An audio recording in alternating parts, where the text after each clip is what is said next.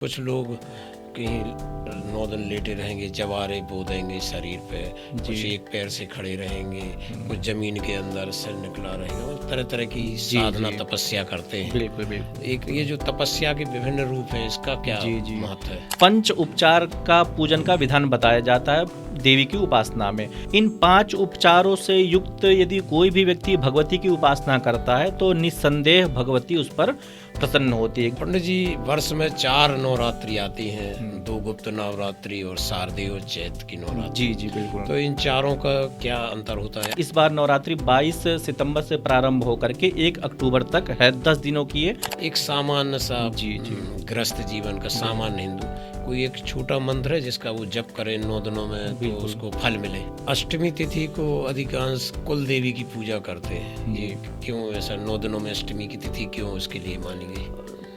जब भी संपात होते हैं या जब भी संधि इस भूमंडल में या जब भी होता है तो उस समय कुछ ऐसे नकारात्मक शक्तियां प्रवेश करती हैं जिनको दूर करने के लिए हमें शारीरिक ऊर्जा का, माता का या शक्ति का ध्यान करना आवश्यक हो जाता है। या देवी सर्वभूतेषु शक्ति रूपेण संस्था नमस्तस्यै नमस्तस्यै नमस्तस्यै नमो नमः। सार्थक संवाद के सभी दर्शकों को मेरा सादर नमस्कार। दोस्तों, जैसा आप जानते हैं कि नवरात्रि का त्यौहार प्रारंभ हो रहा है और ये शक्ति का पर्व माना जाता है और देवी जी की आराधना के लिए बहुत तप और तपस्या की बातें, विधि विधान से पूजन की बात होती है।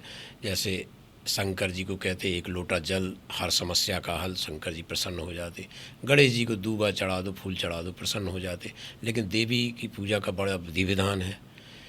आज हम इस सब चीज़ों को समझेंगे। हमारे साथ डॉक्टर गणेश त्रिपाठी जी हैं जो संस्कृत विद्या में PhD हैं और संस्कृत फल सिद्धांत, ज्योतिष, ज्योतिर्विज्ञान एवं वास्तु शास्त्र के अंतर्गत प्रतिष्ठित एवं विशेषज्ञ हैं। पारंपरिक ज्ञान और आधुनिक अनुसंधान के अनूठे संगम से युक्त डॉक्टर त्रिपाठी वर्तमान में भोपाल के शासकीय रामानंद संस्कृत महाविद्यालय लाल घाटी में सहायक प्राध्यापक के पद पर सेवारत हैं। उनकी विद्वत्ता का प्रमाण यह है कि केंद्रीय संस्कृत विश्वविद्यालय भोपाल द्वारा उन्हें लगातार 2 वर्ष 2021 और 2022 में प्रतिष्ठित ज्योतिष सुमेरु सम्मान प्राप्त हुआ है।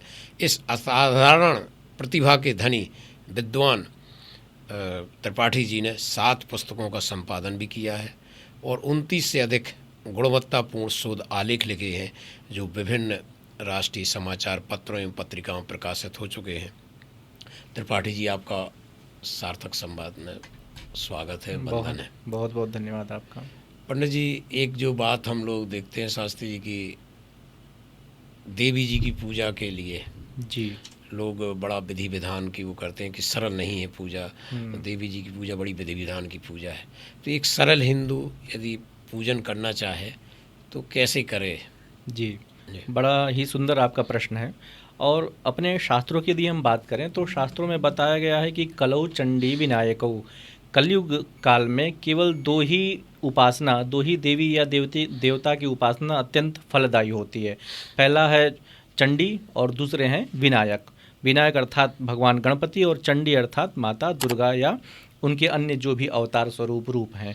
तो भगवती की उपासना किस प्रकार से की जाए जिससे भगवती अत्यंत तीव्र प्रसन्न हो और हमारे ऊपर अहेतुक कृपा करें, तो उसके लिए शास्त्रों में बहुत सारे विधान बताए हैं क्योंकि वो भगवती साक्षात हमारी माता है और इस समस्त विश्व का भरण पोषण करने वाली है।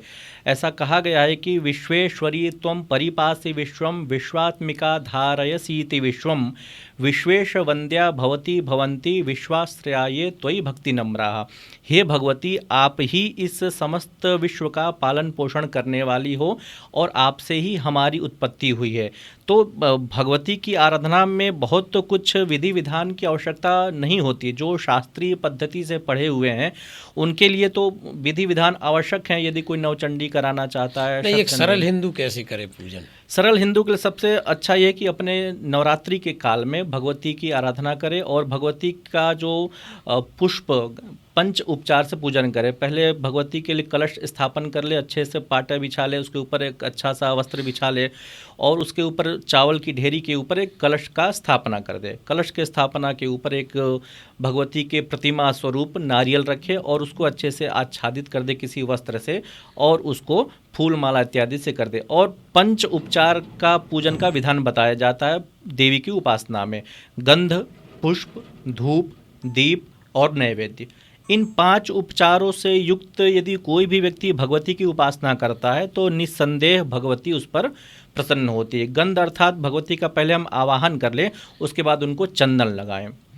फिर गंध के बाद आता है पुष्प, अर्थात उन पुष्प का अर्पण करें। फिर धूप, दीप और नैवेद्य लगा करके उनका कोई एक मंत्र बोल करके या कोई उनका एक ध्यान करके सरलतया से पूजा करें। भगवती बहुत ही सहज हैं और वो क्या है, माता स्वरूप हैं। यदि हमसे कोई अपराध भी हो जाता है तो ऐसा कहा गया है कि मत समह पातकी नास्ति पापग्नि त्वत्समानहि एवं ज्ञात्वा महादेवी यथा योग्यम तथा कुरु। हे माता, मेरे जैसा कोई पातकी इस दुनिया में है ही नहीं और तुम्हारे जैसा कोई पाप का शमन करने वाला भी नहीं है, तो मुझे जिस योग मैं हूँ उस योग समझ करके आप मुझे शरणागति प्रदान करें। तो इस तरह से भाव रख करके भगवती की उपासना कर सकते हैं। पंडित जी, वर्ष में 4 नवरात्रि आती हैं, 2 गुप्त नवरात्रि और शारदीय और चैत की नवरात्रि। जी जी बिल्कुल। तो इन चारों का क्या अंतर होता है? अभी जो है जगह जगह दुर्गा विराजित की जाती हैं, बिल्कुल। क्या इनका अंतर, क्या महत्व है? देखिए, पूरे वर्ष भर में 12 महीने में 4 नवरात्रि आती हैं और ये 3-3 मासों के अंतराल पर आती हैं। तो कहीं कहीं पर इसको त्रैमासिक व्रत की भी संज्ञा दी गई। पहले नवरात्रि होती है चैत्र की नवरात्रि, वो होती है प्रत्यक्ष नवरात्रि। और इसी प्रकार से आश्विन की जो तीसरी नवरात्रि होती है वो भी प्रत्यक्ष नवरात्रि होती है। माघ की नवरात्रि और आपके आषाढ़ की नवरात्रि, ये 2 गुप्त नवरात्रियां होती हैं जो तांत्रिकों के लिए विशेष फलदायी मानी जाती हैं।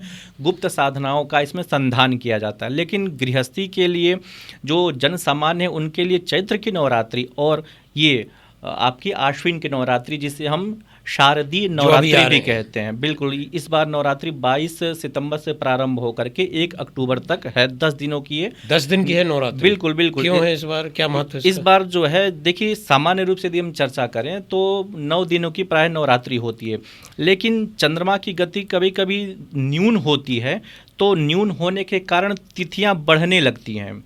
तो इस बार नवरात्रि में ऐसा हुआ है कि चंद्रमा की गति अल्प हुई है, जिसके कारण से तृतीया तिथि और कहीं कहीं पंचांगों में चतुर्थी तिथि 2 दिन की हो गई है।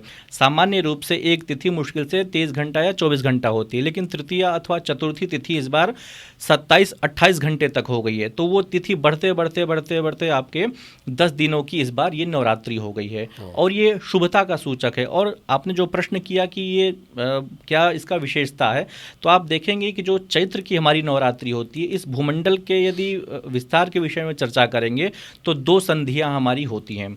एक होती है मेष की संधि, जिसे हम वासंतिक संपात कहते हैं, और दूसरी होती है तुला की संधि, उसे हम जो बोलते हैं शरद संपात बोलते हैं, जो मेष से उत्तर गोल का प्रारंभ होता है और तुला से दक्षिण गोल का प्रारंभ होता है। तो जब भी संपात होते हैं या जब भी संधि इस भूमंडल में या जब भी होता है, तो उस समय कुछ ऐसे नकारात्मक शक्तियां प्रवेश करती हैं जिनको दूर करने के लिए हमें शारीरिक ऊर्जा का, माता का या शक्ति का ध्यान करना आवश्यक हो जाता है। तो इसीलिए चैत्र की नवरात्रि, और विशेष रूप से चैत्र की नवरात्रि में पंडाल इत्यादि की व्यवस्था नहीं होती है, लेकिन ये जो नवरात्रि आती आश्विन नवरात्रि, इसमें भगवती की आराधना करते हैं और ऐसा कहते हैं कि मूले न आवाहयत देवीम श्रवणे तु विसर्जयत। लगभग सप्तमी या अष्टमी को मूल नक्षत्र प्रारंभ होता है। उस दिन देवी का मुख आवरण, मतलब उनको अनावरण किया जाता है, मुख का अनावरण किया जाता है, उनके पट खोल दिए जाते हैं और श्रवण नक्षत्र में उनका विसर्जन किया जाता है दशहरे के दिन। तो ये जो तिथि की वृद्धि हो रही है, ये वृद्धि जो है कहीं न कहीं से साधकों के लिए वृद्धि का ये ही एक संकेत है। सामान्य रूप से वृद्धि बहुत कम हो पाती है, लेकिन साधक गण अपनी साधना में और तीव्रता ला सकें। साधना की बात आई पंडित जी, कुछ लोग कहीं 9 दिन लेटे रहेंगे, जवारे बो देंगे शरीर पे, कुछ जी। एक पैर से खड़े रहेंगे, कुछ जमीन के अंदर सिर निकला रहेगा, मतलब तरह तरह की जी, साधना जी। तपस्या करते हैं। बिल्कुल, बिल्कुल। एक आम आदमी अपना काम करता है, उपवास रहता है, या तो दुर्गा सूक्त या दुर्गा सप्तशती का पाठ करता है। बिल्कुल, तो ये बिल्कुल। जो तपस्या के विभिन्न रूप हैं, इसका क्या जी, जी। महत्व है? देखिए कायिक तपस्या, वाचिक तपस्या, मानसिक तपस्या, शारीरिक तपस्या इत्यादि बहुत सारे तपस्या के भेद होते हैं। तो अपने शरीर को कष्ट दे कर के भी भगवती को प्रसन्न करना, ये एक प्रकार से ये भी एक साधना है। कोई अपने केशों को आजीवन कंघी से नहीं झाड़ेगा, किसी के नाखून जो है जीवन भर नहीं कटे रहेंगे, कोई अपने शरीर के ऊपर ज्वारे इत्यादि बोते हैं। तो ये सब साधना के ही रूप आते हैं, जो जिस रूप में भगवती को ध्यान करे, भगवती का स्मरण करे, भगवती उसी रूप में प्रकट होकर के उसको आशीर्वाद देती है उसकी। क्योंकि जो देवता हमारे होते हैं वो भाव को ग्रहण करते हैं। आप किस भाव से कर रहे हैं भगवती, आप जब हरतालिका व्रत की कथा आती है तो माता भगवती ने भी शिवजी को प्राप्त करने के लिए धूम्र तपस्या की थी। धुएं के पत्ते चारों ओर से जला करके और बीच में अपना आसन ग्रहण करके वहाँ पर चारों ओर से धूम्र से सहित वो श्वास की प्रक्रिया में वो थी। तो तपस्या के बहुत सारे भेद होते हैं, तो लोग करते हैं, वो उनकी श्रद्धा है और इसमें शास्त्रीय विरोधाभास नहीं होता, क्योंकि जो लोक परंपरा हमारी होती है वो कहीं ना कहीं शास्त्र को थोड़ा सा पीछे कर देती है। तो वो करते हैं, वो श्रद्धा का विषय है एक तरह से। अच्छा, दुर्गा सूक्त और सप्तशती में क्या अंतर है? देखिए सूक्तों की यदि आप बात कर रहे हैं तो जो हमारे वेद हैं, ऋग्वेद, यजुर्वेद, सामवेद और अथर्ववेद, तो इन वेदों में बहुत सारी ऋचाओं में भगवती की उपासना का प्रावधान बताया गया है। जैसे वेद का जो एक रात्रि सूक्त है जिसे हम वेदोक्त रात्रि सूक्त कहते हैं, और अथर्व वेद में देवी के अथर्व शीर्ष का भी प्रावधान प्राप्त होता है। स्त्री सूक्त आप कह लें वो भी जो है प्राप्त होता है। तो वेदों में निहित जो मंत्र या ऋचाएँ विशेष रूप से बताई गई हैं, तो वो मंत्र या ऋचा जो है वेद से संबंधित होता है, उसके अलग अलग विधि विधान होते हैं वो, और वो सभी के लिए ग्राह्य नहीं होते। जो इसका यज्ञोपवीत संस्कार हो चुका है वही उसको पढ़ने का अधिकारी होता है। जिसको संस्कृत थोड़ी क्लिष्ट भाषा नहीं आती, एक सामान्य सा जी, जी। गृहस्थ जीवन का सामान्य हिंदू, कोई एक छोटा मंत्र है जिसका वो जप करे 9 दिनों में तो बिल्कुल। उसको फल मिले? नहीं, बिल्कुल, भगवती तो बहुत ही जल्दी प्रसन्न हो जाती है। और बहुत सारे इसके मंत्र, केवल एक मंत्र नहीं, अनेक मंत्र हैं, जो जिस भाव से भगवती की आराधना तो करता है एक वो दो प्राप्त मंत्र जरा हमारे दर्शकों को बिल्कुल, बता बिल्कुल। सबसे सर्वाधिक प्रचलित मंत्र तो ये है कि नमो देव्यै महादेव्यै शिवायै सततं नमः, नमः प्रकृत्यै भद्रायै नियताः प्रणताः स्मताम्। कोई छोटा मंत्र? छोटा मंत्र तो एक नवारण मंत्र होता है भगवती का, जो त्रिगुणात्मिका स्वरूप में होता है, महाकाली, महालक्ष्मी और महासरस्वती के संवेत रूप में होता है। ओम ऐं ह्रीं क्लीं चामुंडायै विच्चे, ये नवारण मंत्र होता है। इसके अतिरिक्त भी दुम दुर्गायै नमः, ये भी बहुत ही सरल मंत्र है भगवती। ओम क्रीम कालिकाय नमः, ये भी कोई मंत्र है? ये भी कर सकते जी। हैं। मंत्र के बहुत सारे भेद होते हैं, वो कहीं न कहीं अवश्य उसका उल्लेख प्राप्त होता है, तो इसको भी आप कर सकते हैं जो है। और भी बहुत सारे मंत्र हैं, सर्व मंगल मांगल्ये शिवे सर्वार्थ साधिके शरण्ये त्र्यंबके गौरी नारायणी नमोस्तुते शरणागत दीनार्थ। आजकल पंडित जी व्हाट्सएप पे बहुत मंत्र आते हैं जी, कि जी। इसको जप लो तो ये फल मिलेगा, बिल्कुल, वो बिल्कुल। मिलेगा, तो कई बार भ्रमित हो जाते हैं। इसलिए एक कोई बिल्कुल सबसे अच्छा छोटा सरल मंत्र जो सब हिंदू करे, ऐसा कुछ है क्या? सबसे अच्छा ही बताया ना, शरणागत दीनार्थ परित्राण परायणे सर्वस्यार्ति हरे देवी नारायणी नमोस्तुते। भगवती का इसमें ध्यान कर रहे हैं, उनको स्मरण कर रहे हैं, तो ये भी आप जप सकते हैं। और नवारण मंत्र तो कर ही सकते हैं। सबसे सरल मुझे लगता है जो आप बता रहे हैं, ओम दुम दुर्गाय नमः। बिल्कुल, ये सबसे सरल मंत्र है। ओम इसमें दुम कहीं दुर्गाय, कोई दिक्कत नहीं है? नहीं, बिल्कुल कोई समस्या नहीं है। इसको भी आप जप सकते हैं। इसके अतिरिक्त बहुत सारे स्तोत्र हैं देवी के, 16 मंत्र जो है श्री सूक्त के हैं, वो भी आप कर सकते हैं उसको भी। और या फिर भगवती के जो 32 नाम हैं उसका भी आप स्मरण कर सकते हैं। केवल 32 नाम आप स्मरण कर लेंगे तो उससे भी काम चल जाएगा आपका जो है। ह्रीं महालक्ष्म्यै नमः, ह्रीं सरस्वत्यै नमः, ये भी आप कर सकते हैं। ह्रीं महाकाल्यै नमः, तो ऐसे बहुत सारे हैं, चंडिकायै नमः, आप इसको भी बोल सकते हैं, ओम नमः चंडिकायै या चंडिकायै नमः।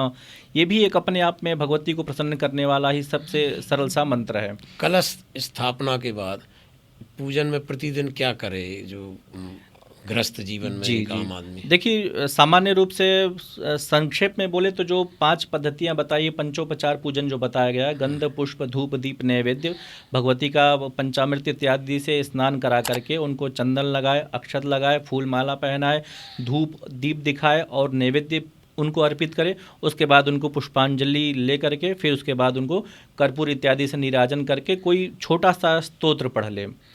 ये दुर्गा सप्तशती के जो 13 अध्याय हैं उनका कई बार हम पढ़ते हैं, एक एक अध्याय का व्यवहारिक जीवन उपयोग। जी जी जी क्या ये बिल्कुल यथार्थ में होते हैं ऐसे? नहीं नहीं, बिल्कुल बिल्कुल। दुर्गा सप्तशती 13 अध्यायों में विभक्त है और 700 मंत्रों में विभक्त है। 700 श्लोक या 700 मंत्र कहें तो उसमें विभक्त है और प्रत्येक अध्याय का अपना एक विशिष्ट महात्म्य है। प्रथम अध्याय में मधुकैटभ का वध होता है। जो मधुकैटभ विष्णु के कर्ण के मल से उत्पन्न हुए थे तो उनके वध की कथा आती है। तो इसका मतलब ये है कि हमारे शरीर के जो मल हैं, हमारे शरीर के जो विकार हैं, काम क्रोध लोभ मोह मद मात्सर्य, ये जो 6 दोष पुरुषों में पाए जाते हैं, तो उनका संहार करने के लिए जो है प्रथम अध्याय की विशेषता होती है। इसके बाद जो दूसरे अध्याय में जो वर्णन आता है तो महिषासुर के सेनाओं का वध इसमें आता है। ये भी अपने अंदर जो आसुरी शक्तियाँ विद्यमान हैं, उन आसुरी शक्तियों का, उन पाशविक वृत्ति वाली शक्तियों का, उनका नष्ट करने का उसमें आता है। तीसरे में भी महिषासुर का वध भगवती करती हैं। चौथा अध्याय महत्वपूर्ण हो जाता है। इसमें इंद्र इत्यादि देवताएं भगवती की स्तुति करते हैं और कहते हैं कि शक्रादय सुरगणा निहितेति वीर्ये तस्मिन् दुरात्मनि सुरारि बले च देव्या ताम तुष्टुः प्रणति नम्र शिरोधरांशा वाग्भि प्रहर्ष पुलकोद्गम चारु देहा। तो ये देवता स्तुति करते हैं, भगवती को विशेष संज्ञाओं से संबोधित करते हैं कि भगवती आप विश्व का पोषण करने वाली हैं, भगवती आप ही सब कुछ हैं। पंचम अध्याय तो और विशिष्ट हो जाता है, जिसमें या देवी सर्वभूतेषु शक्ति रूपेण संस्थिता नमस्तस्यै नमस्तस्यै नमस्तस्यै नमो नमः, या देवी सर्वभूतेषु बुद्धि रूपेण संस्थिता नमस्तस्यै नमस्तस्यै नमस्तस्यै नमस्तस्यै नमो नमः, विद्या रूपेण स्मृति रूपेण भ्रांति रूपेण। मतलब आज के समय में जो भी प्रपंच फैला हुआ है, जो व्यक्ति मानसिक रूप से परेशान है या विद्या से परेशान है या अर्थ से परेशान है, तो उन सब का इसमें समावेश करके भगवती को सभी रूपों में प्रदर्शित किया गया है। जो भी स्थूल रूप है, जलचर कीट पशु पक्षी भौतिक इत्यादि, उन सभी में भगवती का विराजमान होती ही हैं, तो वो ध्यान करके बताया गया है पंचम अध्याय में। छठवें अध्याय की यदि हम बात करें तो धूम्रलोचन नामक जो दैत्य थे उनका भगवती वध करती हैं। तो मतलब जो हम अपने नेत्रों से देख रहे हैं, जो कहा गया कि बुरा मत देखो, तो उसी ये छठवां अध्याय यही संदेश देता है कि हम अपने नेत्रों से किसी का बुरा न देखें। यदि कोई बुरा व्यक्ति कर रहा है तो जाकर उसका प्रतिकार करें।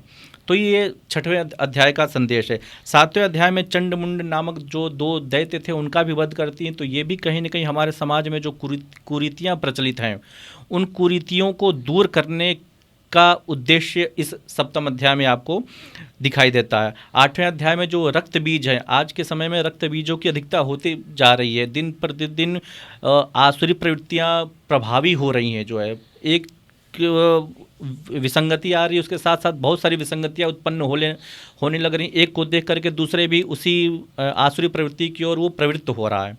तो ये 8वां अध्याय जो रक्त बीज वध से संबंधित, तो ये कहीं ना कहीं संदेश देता है कि हमें इन सब का भी वध करना, ये भी हमारे उन्नति में ये बाधा स्वरूप हैं। फिर 9वां अध्याय में निशुम्भ का वध करती हैं, 10वें अध्याय में शुम्भ का वध करती हैं। ये भी 2 बहुत बड़े दैत्य थे। तो ये सब हमारे अंदर ही जो आसुरी शक्तियाँ इत्यादि, ये कहीं बाहर नहीं है, ये हमारे मन का, शरीर का, वाणी का, क्रियाओं का ही ये कहीं ना कहीं शमन करना सिखलाती हैं।